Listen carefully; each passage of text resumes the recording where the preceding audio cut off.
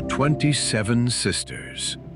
Tribal-class destroyers built to meet a world at war.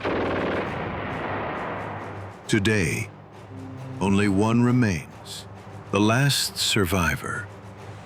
Canada's fightingest ship, HMCS Haida.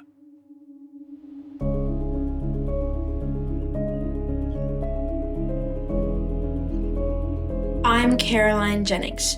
I'm Sophie Clattenburg from Ridley College. We honor the veterans who served aboard HMCS Haida in World War II and Korea, and all who served at sea. Engine room, this is the office of the watch. Short air is coming alongside for a jack stay transfer.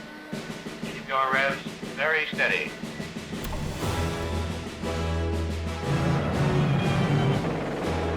From 1943 to 1963, through the Second World War and the Korean War, Haida carried Canada's sailors into harm's way.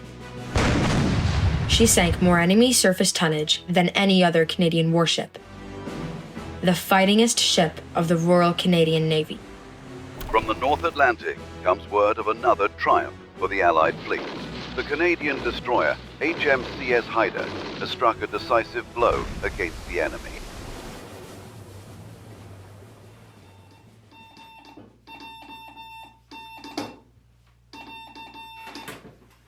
Welcome to HMCS Haida Radio 1. The ship was named after the Haida Nation, a group of indigenous peoples who inhabited Haida Gwaii, a group of islands off the coast of British Columbia. Built by Vickers Armstrongs at Highwalker on September 29, 1941, she was launched on August 25, 1942, and commissioned on August 30, 1943.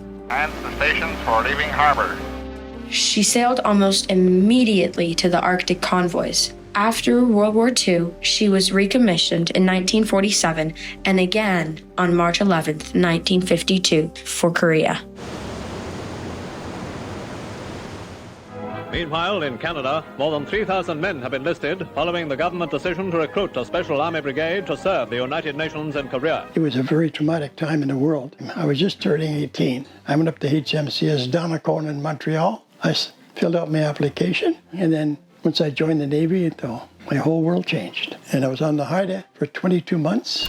With the opening of the all-out Chinese offensive in Korea, come these pictures of the arrival of Canadian troops at Busan.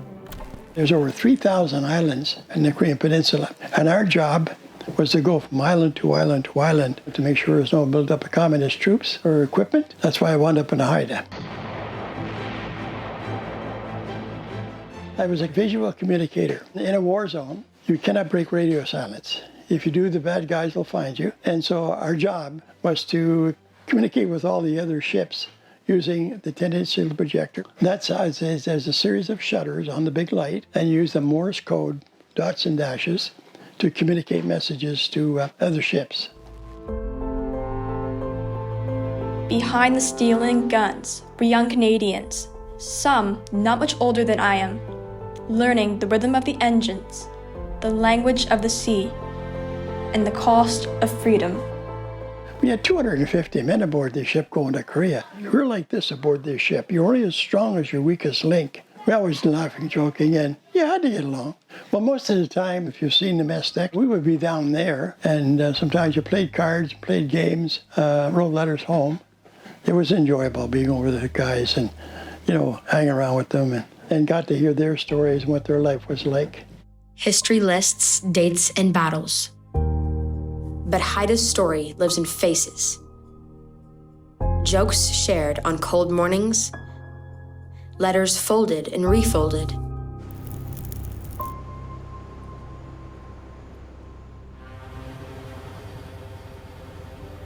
There's always anxiety when you're in a war zone. We always had these watches, for 4 on, 4 off.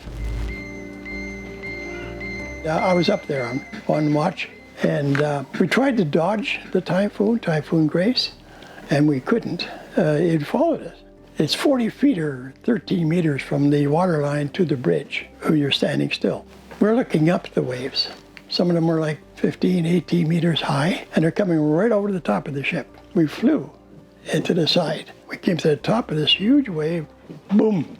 We stopped, and then we started going down again. We were in that for, I said 16, he said 20 hours. A lot of them were thrown up against there, and some of them thrown right up against the deckhead. And they wound up with concussions and cut heads, and some with broken arms and, ankles and knees. So it was quite a trauma, but I thought for sure at that time, I'm gone. And we finally got back to Sasebo, Japan, and we got the guys to the hospital that needed to be, and that was the scariest part of my life.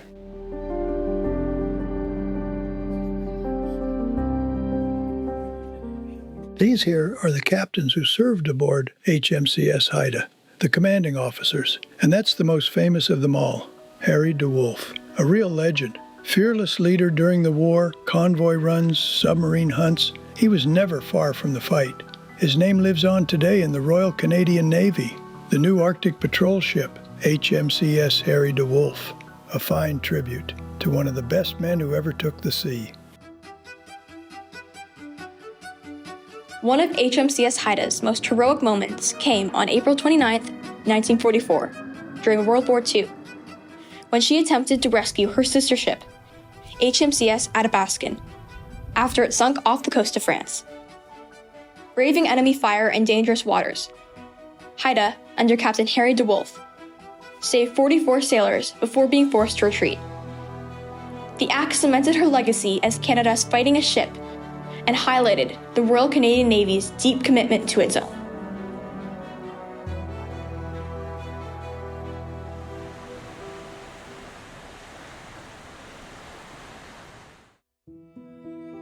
We made this film with the Royal Canadian Legion because remembrance is something we do together. We listen, we learn, and we carry their stories with care. Of 27 sisters, only one remains. In her steel is courage. In her wake, sacrifice. HMCS Haida is the last of her kind. To the veterans who served aboard her, and to all who served, thank you, lest we forget.